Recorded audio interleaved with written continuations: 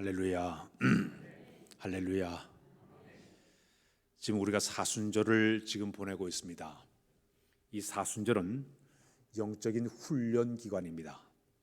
이 사순절은 영적으로 재무장하는 기간이 바로 사순절이라고 이야기를 하고 있습니다. 그래서 이 기간 동안을 보내면서 영적으로 약한 사람들이 또 연약한 사람들이 영적으로 재무장을 하고 또 무력했던 사람들이 영적 훈련을 통해서 강한 그리스도인으로 만들어진 기간이 바로 이 사순절 기간이라고 볼 수가 있습니다. 이런 말이 있습니다. 최정예 부대는 탄생하는 것이 아니라 훈련을 통해서 만들어진다. 그런 말이 있습니다. 요즘 우리 한국의 군대에 다녀온 남성들이 즐겨보는 TV 프로그램이 있습니다. 강철 부대라고 하는 그런 프로그램을 아마 여러분들 가운데 본 사람이 있을 것입니다. 우리나라의 최정예 부대원들이 자기 부대의 명예를 걸고 최극한 그 상황을 견뎌내고 도전하는 이런 프로그램이기 때문에 볼 때마다 아주 박진감이 있고 아주 인기가 많이 있는 그런 프로그램입니다.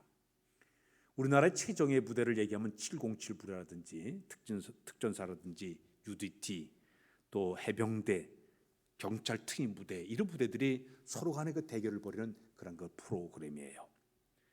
그 잘 훈련되고 조련된 그 부대원들이 그 인간의 한계를 뛰어넘는 최고를 뛰어넘는 이 도전하는 모습이 얼마나 멋있고 얼마나 자랑스러운지 모릅니다. 귀신 잡는 그 해병대에 가게 되면 구호가 이렇게 적혀 있습니다. 훈련 때 땀을 많이 흘린 사람들은 전쟁에서 피를 적게 흘린다. 이렇게 글을 써놨어요. 극과 훈련을 잘 극복한 사람이 강한 훈련을 잘 견뎌낸 사람들이 강군이 된다는 그런 의미로 그런 글을 써 놓았습니다.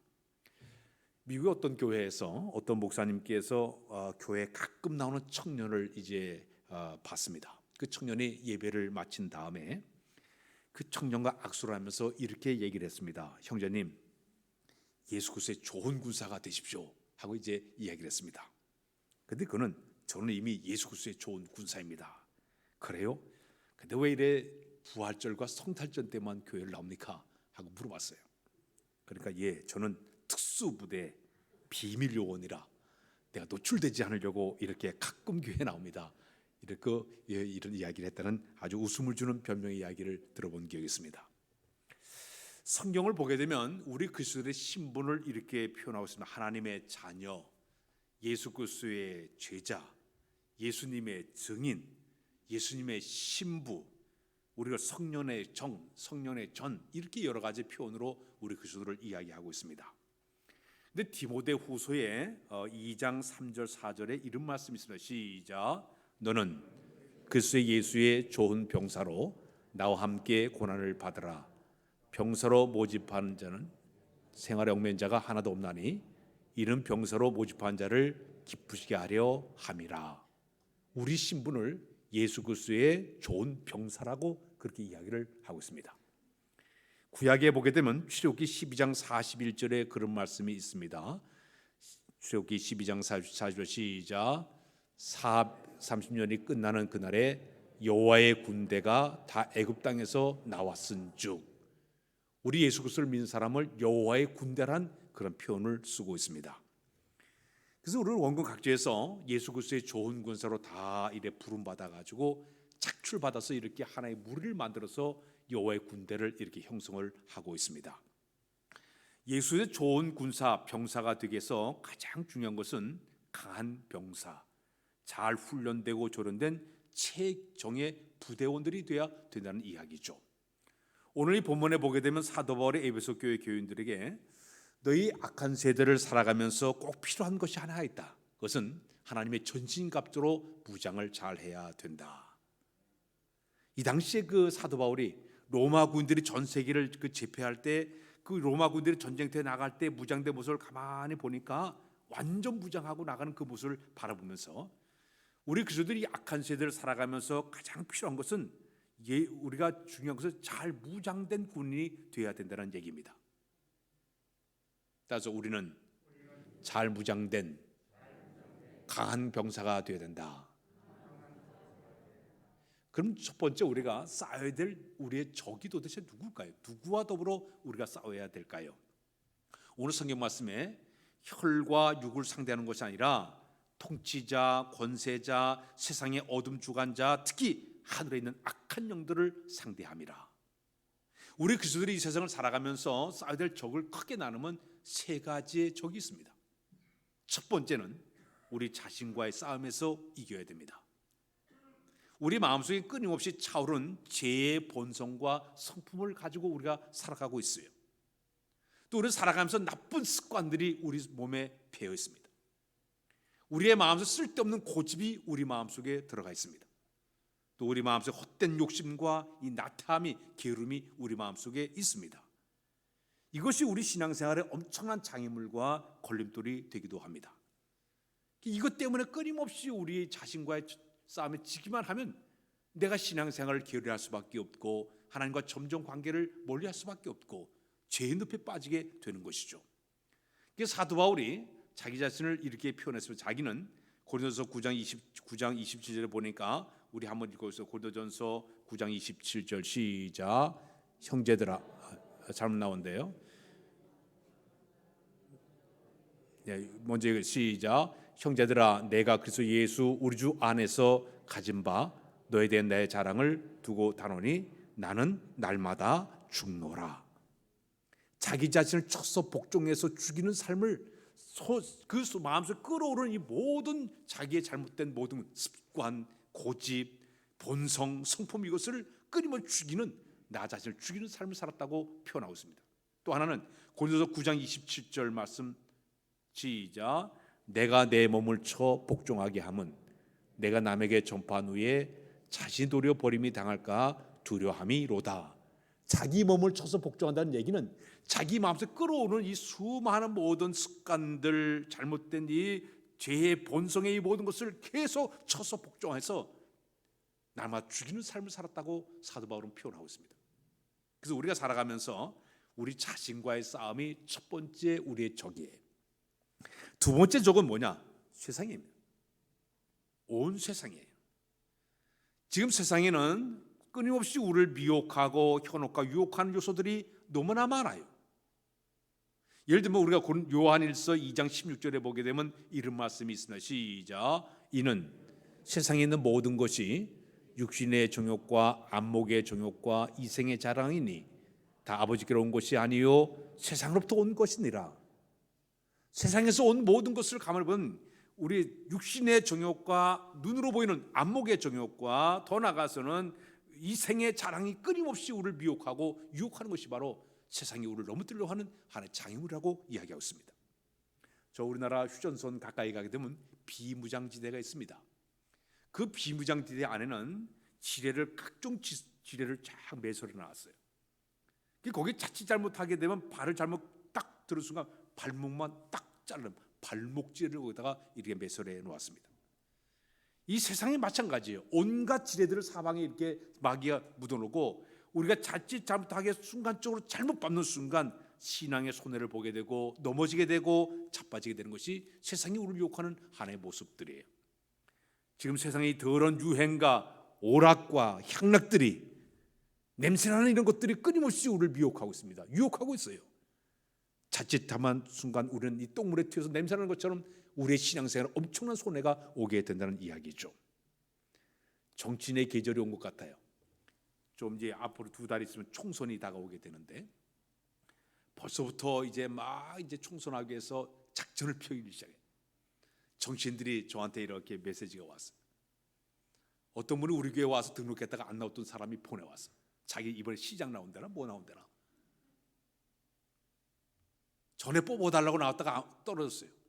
떨어지니까 이번에 또 이제 머리도 슬금슬금 나와가지고 뭔가 한번 표를 얻어보려고 그런 모습을 바라볼 때, 사람들이 이렇게 세상의 어떤 권력을 주의해가지고 교회를 이용하려고 하는 그 모습을 바라볼 때 얼마나 마음이 아픈지 몰라요. 오염되고 타락된 냄새나는 그런 모습을 가지고 끊임없이 우리를 다가오고 있죠. 오늘 우리가 살아가면서 이 세상의 모든 풍조들이 우리를 넘어뜨린다 하더라도 넘어지 말아야 될 줄로 믿습니다. 세상 풍조는 나날이 변하여도 나는 내 믿음 지키리니 인생 살다가 죽음이 꿈 같으나 오직 주 많이 참되도다. 세상 풍조가 나날이 변하고 우리를 욕한다 하더라도 우리의 믿음을 지키는 우리의 모습이 되어야 될 줄로 믿습니다. 세 번째, 우리가 이제 끊임없이 우리가 상대할 싸움의 적은 누구냐? 마귀예요. 마귀를 성경은 사탄이라고 그렇게 표현하고 있습니다. 원래 이 말이 디아블로라는 말을 가지고 있습니다. 이 디아블로라는 이 말의 의미는 마귀는 어떤 존재냐? 대적자예요. 하나님을 대적하는 대적자의 의미를 가지고 있습니다. 마귀는 이간질하는 사람이에요. 이간질하는 존재예요. 하나님과 우리 사이를 이간질하고 성도와 성도 사이를 이간질하는 역할을 하고 있습니다. 특히 디아블로는 이 말의 의미 속에는 거짓말하는 자라는 뜻이 있습니다. 마귀의 존재는 끊임없이 거짓말을 끊임없이 하고 있습니다. 또 마귀 디아블로는 뜻은 틈을 낸다. 하나님과 우리 사이에 틈을 내서 믿음을 떨어지게 하는 것이 바로 마귀의 존재라고 이야기하고 있습니다. 그래서 공중의 권세를 잡은 이 마귀는 끊임없이 하나님과 우리 사이 영적 교란 작전을 하면서 하나님과 우리 사이를 점점점 틈을 내려고 멀어지게 하려고 끊임없이 교란 작전을 하고 있고, 특히 사람과 사람 사이 부부 간의 관계 속에 들어와서 끊임없이 서로 이간질해서 서로 헤어지게 만들고 서로 미워하게 만들고 시기하게 만들고, 성도와 목회자의 상대 속에 또 가운데 파고 들어와서 이간질하고 거짓말하고 서로 갈라서게 만들고, 성도와 성도 간의 속에 들어가가지고 끊임없이 역사를 해서 우리의 신앙적으로 손해보게 만들고, 직장에 가니까 직장의 상사와 또 부하 관계, 동료의 관계 속에서 끊임없이 우리의 신앙에 손해지는 이런 일을 끊임없이 사단이 하고 있습니다. 우리가 휴전선 가까이 가게 되면 전파 방해라는 그런 것이 있어서 저 북한에서 오는 전파를 딱 차단하게 만들고, 또 저 북한에서 우리 남한에서 가는 전파를 차단해서 방송을 못 듣게 하는 그 전파 방해 이 시스템을 만들어 놓았습니다. 근데 마귀도 마찬가지예요. 하나님과 나 사이의 전파, 끊임없는 전파 주파수를 끊임없이 이 방해 전파를 보다 보니까 하나님과 우리 사이에 교신이 안 되게 만들어서 기도 생활을 멈추게 만들어요. 기도 생활 하려고 해도 전혀 기도 내용이 떠오르지도 않고, 기도를 하려고 해도 기도가 깜깜해지니까 기도를 못하게 만들어요. 영적인 하나님과 관계를 끊어지니까 기도 생활이 안 되게 되니까 영적인 에너지가 소진되는 거예요. 신앙생활을 기원할 수밖에 없어요. 기도 생활이 안 되니까 하나님과의 영적인 관계가 끊어지게 되니까 영적으로 죽은 상태가 되는 거예요. 영적으로 메말라가는 거예요. 그러다 보니까 영적으로 피폐한 모습 사는 것이 사단이 중간에 역사하는 그런 모습이라고 볼 수가 있습니다. 기도도 하지 못하게 만들고, 봉사하지 못하게 만들고, 하나님과 점점 멀어지게 만들고, 영적 관계 떨어지게 만들어서 끊임없이 우리 마음속에 끊임없이 하나님과의 관계를 끊게 만드는 것이 바로 사단이 쓰는 하나의 전술이라고 볼 수가 있습니다. 신학자 루이스가 그런 얘기를 했습니다. 마귀가 가장 상대하기 쉬운 성도는 마귀의 존재를 믿지 않는 자가 바로 마귀가 쓰는 하나의 전술이다. 설마 마귀가 이런 짓을 할까? 설마 마귀가 내 사이 속에 이런 역사를 할까? 이 존재를 아예 믿지 않게끔 만들어서 스스로 하나님과 관계를 끊게 만드는 것이 바로 사단의 전술이라고 볼 수가 있습니다.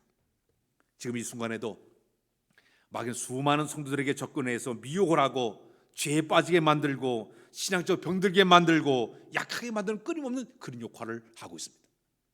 그 평화롭게 있었던 에덴 동산에도 아담과 하와에게 접근해서 죄를 짓게 만들고 끝내 인간들에게 사망의 권세에 눌리게 만들고 그 애들 쫓겨나게 만드는, 파멸로 가게 만드는 이런 일을 하지 않았습니까?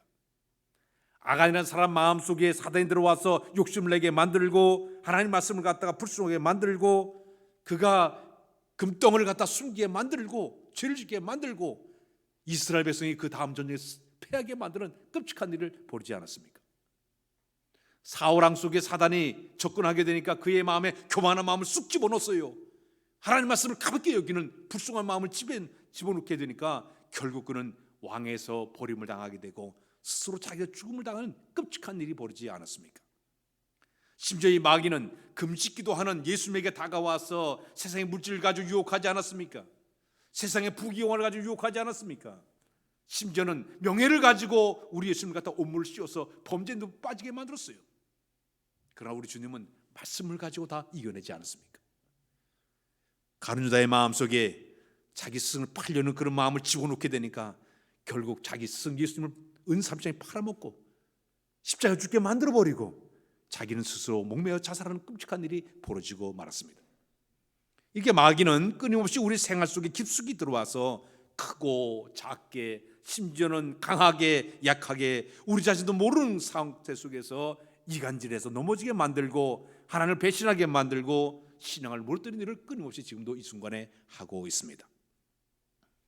욥의 이야기를 보게 되면 욥에게 이제 욥은 얼마나 신앙생활을 잘했습니까? 의로운 사람이었습니다. 하나님을 정말 두렵고 떨릴 마음으로 잘 섬겼습니다. 정직하게 살았어요. 악에서 떠난 사람이었다. 아주 그 악에 조금도 틈이 없는 그런 사람이었습니다. 그러나 이 사단이 하나님께서 허락받고 와서 이 욥을 갖다 무너뜨리기 위해서 끊임없이 미혹하고 넘어뜨리려고 그를 갖다가 유혹하기 시작합니다. 첫 번째가 재산을 송두째 다 잃어버리게 만들었어요. 오늘 얘기하면 파산하게 만들고 부도를 하게 만들어서 모든 재산을 잃어버리게 만들었어요. 흔들었어. 욥이 흔들지 않게 되니까 욥의 그 자녀 10명의 자녀를 순식간에 집이 무너지게 만들어서 죽음을 당하게 만들었어요. 사랑했던 사람이 심지어 자기 자녀가 10명이 죽게 되면 얼마나 끔찍한 사건이에요. 흔들었어요. 넘어지게 했어요. 그러나 욥은 흔들림이 없었습니다.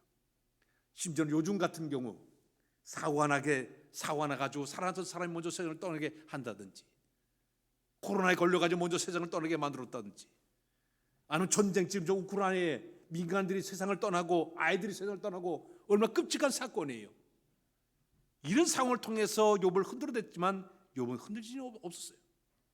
그러자 마지막에는 욥의 몸에 피부암에 걸리게 만들어서 기왓장으로 자기 몸을 퍽퍽 끓는 자리까지 떨어지게 만든 것이 바로 사단의 전술이었습니다. 다양한 방법을 가지고 총동원을 해서 끊임없이 공격을 했어요. 권투 경기할 때 보면 레프트 훅, 라이트 훅 말이에요. 어퍼컷 별거 다 사용하지 않았어요. 이것은 바로 최후의 목적이 뭐냐? 욥으로 하여금 그 신앙을 버리게 만드는 거예요. 무너지게 만드는 것이에요. 그리고 그로 하여금 타락하게 만드는 것이에요. 하나님을 배신하게 만든 것이 바로 사단의 목적이었습니다. 그러나 욥은 전혀 흔들림이 없었습니다. 끝까지 그는 신앙과 믿음으로 승리했기 때문에 처음보다 더 많은 복을 받은 사람이 바로 욥이 된 줄로 믿습니다. 사랑하는 여러분, 우리가 살아가면서 우리에게 중요한 게 있습니다. 우리 그전에 이렇게 사단의 전술이 세상이 우리를 미혹을 하고 우리 자신 속에 죄의 본성이 끊임없이 일어난다 하더라도 우리 이겨내는 방법이 있습니다. 고대 중국의 병법서 가운데 손자병법을 보게 되면 지피지기면 백전백승이라는 그런 말이 있습니다. 지피지금 백전백승, 이 말의 의미는 적을 알고 나를 알게 되면 100번 싸워도 100번 다 이길 수가 있다, 그런 말이에요. 즉 마귀의 존재를 알고 마귀의 전술을 꿰뚫어 알게 되면 사전에 미리 대비하고 사전에 대처할 수 있기 때문에 넉넉하게 사단의 전술을 이겨낼 수 있다는 그런 말이에요. 사는 여러분, 지금 저 북한이 끊임없이 도발을 하고 있어요. 그런데 우리나라에서는 이 전시사행을 대비하기 위해서 정보를 미리 파악을 하고 첩보 비행기를 띄워놓고 인구에서 뛰어가는 매 시간마다 감시하고 있어요. 지금 북한이 지금 핵실험을 하기 위해 준비하고 있다, 미사일을 준비하고 있다, 다 감시하고 있어요. 그러면서 철저하게 우리 남한에서 준비하듯이 사단의 모든 전술을 우리가 미리 알게 되면, 사단의 모든 계획을 미리 알게 되면 어떤 상황이 터져도 우리 넉넉히 승리하게 될 줄로 믿습니다. 그래서 오늘 사도 바울은 우리들에게 우리가 이 사단과의 싸움에서 전투에서 이기는 방법은 너희가 하나님의 전신갑주로 무장하라. 따라서 하나님의 전신갑주로 무장하라. 지금 나 자신의 이 죄의 본성이 끊임없이 일어나고 있고 세상이 나를 미혹하고 있고 마귀가 끊임없이 우리 주변에 사방에 덫을 놓고 우리에게 다가온다 하더라도 나에게 가장 필요한 것은 하나님의 전신갑주로 무장하면 넉넉히 이길 수 있다는 얘기예요. 그렇다면 이 하나님의 전신갑주는 총 몇 가지로 구성됐는가 하면 6가지를 소개하고 있습니다. 오늘 6가지를 다 우리가 묵상할 수 없고 3가지를 먼저 소개하려고 합니다. 첫 번째는 따라서 할까요? 하나님의 진리의 띠로 무장하라. 오늘 성경에 보니까 진리의 진리로 너의 허리띠를 매라. 여기 보게 되면 그 당시에 이 로마 군인들은 전쟁터에 나갈 때 옷을 이렇게 무장을 했는데 허리를 보게 되니까 허리에 띠를 메었습니다. 이 허리띠에는 여기다가 칼을 옆에다 딱 차고 또 거기에 배급 주머니를 만들어서 거기에 어떤 물 또 식량 같은 걸 집어넣고 그리고 전쟁터에 나갔습니다.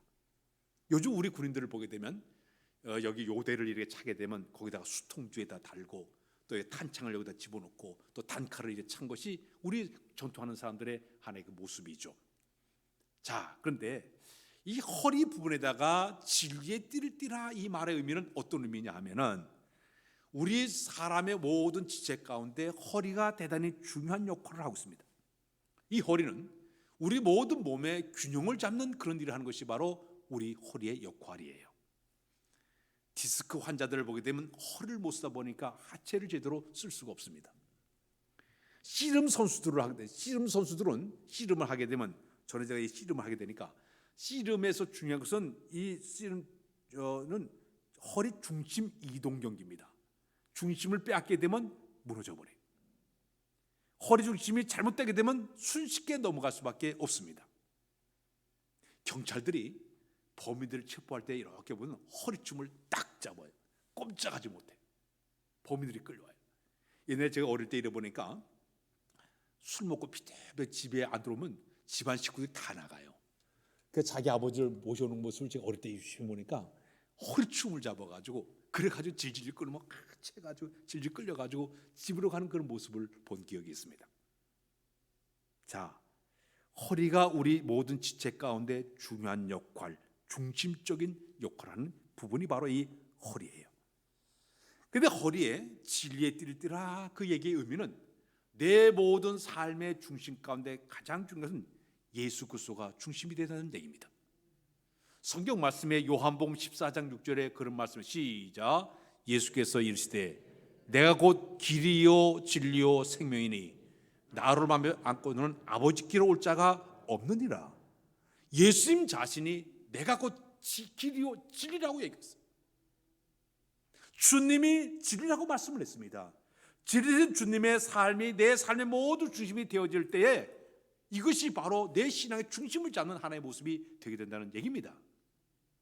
예수 중심의 삶을 살게 되면 어떤 상황이 온다 하더라도 두려움이 없이 흔들림이 없이 견고하게 세울 수 있다는 얘기입니다. 오늘 우리가 살아가면서 우리의 삶의 중심이 어디 있습니까? 내 삶의 모든 목적이 어디 있습니까? 내 삶의 중심이 내 힘만 의지하고 있습니까? 지식만 의지하고 있습니까? 능력만 의지하고 있습니까? 물질만 의지하고 있습니까? 세상의 지혜를 가지고 뭔가 해보려고 살아가고 있지 않습니까? 모든 목표와 꿈이 주님이 아니라 다른 곳에 있는 사람들이 있어요. 사랑하는 여러분, 주님을 외면하고 주님을 밀어내버리고 자기 고집과 아집과 자기 방식으로 살아가는 사람들은요 띠를 띠지 못한 사람이에요. 그러나 진리의 띠를 띠는 사람, 예수 주님의 삶을 사는 사람은요 그렇지 않아요. 모든 생활의 중심이 주님이세요. 모든 생각의 중심도 주님이세요. 내 삶의 모든 중심이 주님 중심으로 사는 거예요. 사도 바울의 말 가운데 아주 귀한 말이 있죠. 로마서 14장 8절에 보게 되면 우리 시작. 우리가 살아도 주를 위하여 살고 죽어도 주를 위해 죽나니 그러므로 사나 죽으나 우리가 주의 것이로다. 사도 바울의 생애 가장 중요한 신앙의 생애는요 오직 주의 영광을 위한 삶이었어요. 내가 살아도 주를 위해 살고 내가 죽어도 주를 위해 죽나니 나는 사나 죽으나 주의 것이다. 자기의 생의 모든 전체가 주님 중심이었어요. 진리 되신 예수님을 자기 삶의 중심 모시고 살아갔기 때문에 그는 주님의 죽는 것도 영광스럽게 생각했습니다. 주님의 복음을 전하다가 매를 맞아도 영광스럽게 생각했습니다.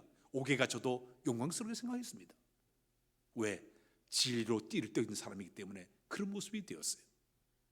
우리가 살아가면서 마귀의 모든 권세와 싸워 승리하는 가장 중요한 비결의 첫 번째는 예수 중심의 모습, 진리에 띠는 여러분들의 모습이 되어야 될 줄로 믿습니다. 두 번째는 우리 가슴에는 의의 호심경으로 재무장을 해야 됩니다. 따라서 할까요? 의의 호심경을 붙이자. 우리 모든 신체 가운데 가장 중요한 부분이 또 하나가 있습니다. 그것은 우리의 심장이에요. 이 심장은 어떤 역할을 하고 있습니까? 우리 사람들의 온몸의 피를 순환시키는 펌프가 이 속에 들어있어요. 이 안에 심장이 벌떡벌떡 뛰면서 펌프질해야만이 우리 온몸의 피가 정확하게 돌아가면서 생명을 유지하게 되는 것이죠. 이 사람이 살아가면서 심장에 총을 맞든지 칼이나 창이나 창에 찔리게 되면요, 죽어버려요. 모든 심장이 멎어지게 되면 사람이 죽게 되는 것이. 그래서 로마 군인들은 전쟁터에 나갈 때 여기다가 이 갑옷에 철판으로 여기 갑옷을 딱 무장한 이유는 이 심장을 보호하기 위해서. 우리 신체 가운데 가장 중요한 심장을 보호하기 위해서 여기 갑옷을 입고 그들이 나가서 싸우게 됐습니다. 적의 칼로부터 창으로부터 내가 보호받기 위해서 여기다가 큰 갑옷을 입은 것처럼 우리 신앙인들이 이 세상을 살아가면서 우리 여기 성경 말씀에 의의 호심경을 붙여라, 그 얘기는요, 로마서 5장 1절에 그런 말씀이 있습니다. 시작. 그러므로 우리가 믿음으로 의롭다 하심을 받았으니 우주 예수 그리스도로 말미암아 하나님과 화평을 누리자. 오늘 예수 믿는 사람들에게 주신 놀라운 하나님의 선물이 있습니다. 우리는 의의 자녀가 된 것이 우리의 본분이 된 줄로 믿습니다. 원래 우리는 죄인이에요. 죄인이지만 예수 그리스도의 구속의 은혜로 말미암아 죄 사함을 받고 우리는 의롭다 하심을 받은 사람들이 우리예요. 원래 우리는 죽어야 마땅한 죄인이었어요. 그런데 법정에 탁 썼더니 너는 죄인이지만 용서받았느니라. 순간적으로 용서받은 의인이 바로 우리의 모습이에요. 그래서 우리가 세상에 나가 사는 동안에 우리가 당당하게 선포할 수 있는 것은 나는 죄인이 아니라 나는 용서받은 죄인이요. 우리 하나님께서 나에게 주신 것은 바로 뭐냐면 나에게 어떤 은혜를 줬냐? 나는 의로운 자라 칭함을 받았나이다. 신학적인 표현으로 이것을 칭의라는 말을 쓰고 있습니다. 의롭다 여김을 받은 사람이 우리의 모습이 된 줄로 믿습니다. 사단이 끊임없이 네가 무슨 의인이야? 너는 죄인이야? 너는 멸망의 자식이야? 너 어떻게 무슨 그리스도인이야? 네가 무슨 집사야? 목사야? 끊임없이 청지하고 있지만은, 그러나 우리는 뭐예요? 나는 예수 그리스도의 보혈의 능력으로 구속의 은혜로 죄와 사망의 것을 나는 해방을 받았다. 나는 죄인이야. 나는 하나님께서 나를 의롭다 여겨주셨다. 당연히 선포하는 우리의 믿음이 되어야 될 줄로 믿습니다. 나는 죄를 졌지만 그리스도께서 대신 십자가를 통해서 나를 의로운 자라 만들어줬기 때문에 나는 의인이야.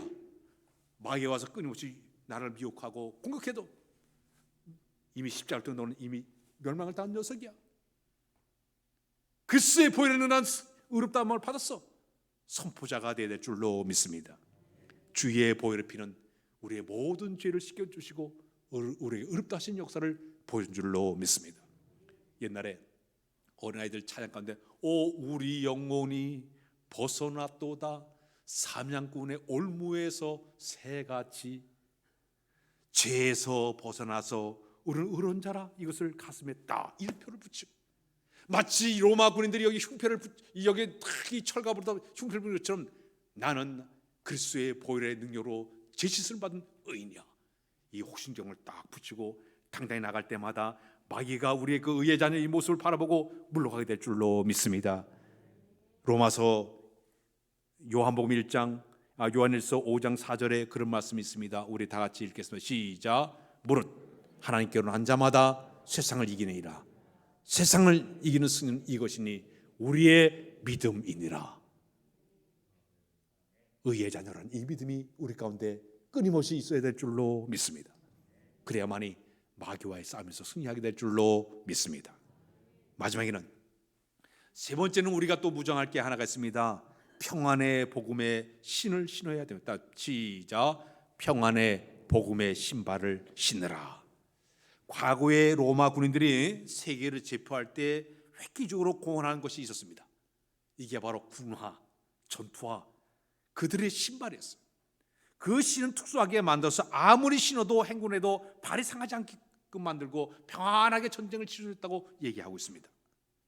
오늘 우리 그리스도인들이 가는 곳곳마다 우리에게 필요한 도구가 있어요.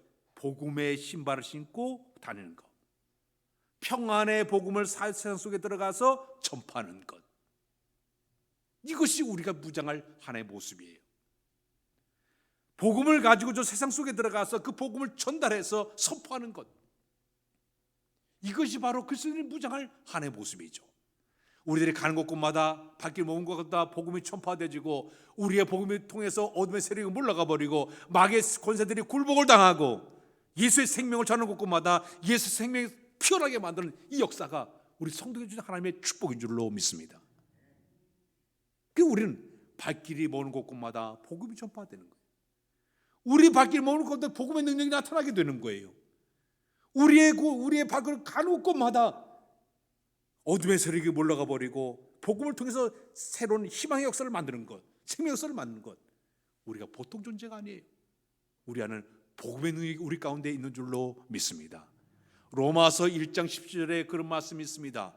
우리 한번 로마서 1장 10절 읽겠습니다. 시작. 복음에는 하나님의 의가 나타나서 믿음에 이르게 하나니 기록된 바 오직 의인은 믿음으로 말미암아 살라 함과 같으니라. 복음에는 하나님의 의가 나타나서 믿음에서 믿음에 이르게 하나니, 복음 자체가 능력이에요. 이 복음 자체의 능력을 가지고 나가서 당당하게 복음을 선포할 때, 그곳에 갈 때마다 여러분 지금까지 세계 역사의 흐름, 교회 역사의 흐름 보면 복음이 들어갈 때 개인이 변화가 일어나고, 복음이 들어간 곳에 가정이 변화가 일어나고, 지역이 변하고, 국가가 변하고, 민족이 변하지 않았습니까? 복음에는 엄청난 능력이 들어있습니다. 여러분들이 이 전파의 이 모든 말씀, 선포, 이 모든 것이 아무것도 아닌 것 같아도 여러분들이 증거하는 그 복음 속에는 능력이 들어있어요. 세상을 변화시키고, 사람을 변화시키고, 환경을 바꾸고, 모든 걸 바꾸는 엄청난 능력이 가진 것이 바로 하나님의 거룩한 복음의 능력이에요. 옛날에 이 더둘러는 사람이 사도 바울에게 그런 얘기했습니다. 전염병 같은 존재라고 했어요. 전염병 같다. 기독교인들은 전염병 같은 존재들이에요. 하나님께서 주신 이 복음의 능력 가지고 한 사람 예수 믿게 되면 그 전체 지역이 예수 믿게 된 역사가 나타나는 것, 그 속에 복음의 능력이기 때문에 그렇습니다. 마귀는 우리 끊임없이 우리 복음의 능력을 펼쳐가지 만들기 위해서 끊임없이 역사하고 있지만, 우리 한 사람 한 사람 개인마다 복음의 능력이 안에 있기만 우리를 통해서 복음이 온 세계를 정복시키는 위대한 역사가 일어나게 될 줄로 믿습니다. 남태평양 지역에 피칼이라는 섬이 하나가 있습니다. 조그만한, 지도상으로 볼 때 망망대해 아주 점처럼 아주 조그만 애딴 섬이었어요. 근데 지금부터 200년 전에 1790년도에 이 마운틴호라는 배가 이제 그걸 가다가 그 섬 지역을 지나가다가 배 안에 있는 사람들끼리 폭동 사건이 일어났어요. 그 막 서로 죽이고 막 이런 일이 벌어졌는데, 살아남은 사람이 이제 9명에 선언하고 원주민 남자가 6명에다가 원주민 여자 12명, 모두 27명이 이제 갈 곳이 없으니까 그들이 그 섬에 다다르게 되었습니다. 근데 그 섬에 들어가자 한 사람이 술을 제조하는 기술을 해가지고 술을 만들어 제조해냈습니다. 순식간에 그 섬의 사람들이 그 술을 먹다 보니까 방탕하고 악이 가득 차면서 결국 세월이 10년쯤 지나게 되니까 사람들이 다 서로 막 죽고 하다가, 근데 남아있는 사람은 백인 1명, 그리고 거기 원주민 사이에 혼혈로 태어난 원주민 사이에 태어난 아이들이 몇 명 아이들만 남게 되었습니다. 근데 이 백인 남자가 어느 날 그 배안을 이렇게 뒤적이다가 괴짝 안에서 성경책 하나를 발견하게 됩니다. 그는 성경을 읽기 시작했습니다. 성경을 보다가 그의 마음속에 성령의 감동이 나서 큰 변화가 일어나게 됩니다. 마침내 그 섬의 아이들을 모아놓고 성경을 가르치기 시작했습니다. 서서히 가르치다 보니까 그 섬의 아이들이 복음을 받으면서 변화가 일어나기 시작했습니다. 방탕하고 서로 쌈박질하더니 타락된 그 섬에 그 아이들이 복음을 받으면서 서서히 변화가 일어나기 시작하더니 1806년도에 그 섬을 지은 미국의 토마스 호 소년들이 섬에 도착해서 보니까 완전히 천국 같은 그런 모습이었어요. 술, 범죄, 게으름, 감옥이 없어요. 모두가 복음으로 새롭게 된 사람들이 그 섬에서 완전 천국을 만들어냈던 그런 위대한 역사가 일어났어요. 성역책 하나에 복음이 들어있는데 그 복음이 그 섬을 완전히 변화시키는 위대한 역사가 나타났어요. 우리 그리스도인들이 이 세상에 살아가면서 우리는 복음의 신발을 신어서 우리가 가는 곳곳마다 지역에 들어가서 우리의 삶의 현장에 들어가서 나 때문에 온 세상을 변화시키는 능력이 우리 가운데 있는 줄로 믿습니다. 하나님 전신갑주 가운데 이 복음의 능력은 대단한 능력이에요. 이 능력 가지고 마귀와의 싸움, 세상과의 싸움을 승리하는 여러분들의 모습이 되어야 될 줄로 믿습니다. 기도합니다. 하나님, 저희들에게 예수의 좋은 병사로 세워준 것을 감사합니다. 항상 적과의 싸움에서 승리하기를 원하오니 강한 믿음과 강한 능력을 허락하여 주옵소서. 마귀와의 권세와 싸워 승리하도록 도와주시고 세상과 더불어 싸워 승리하도록 인도해 주시며 나 자신과 싸워 승리하는 자들로 인도하여 주옵소서. 예수 그리스도의 이름으로 기도하옵나이다. 아멘.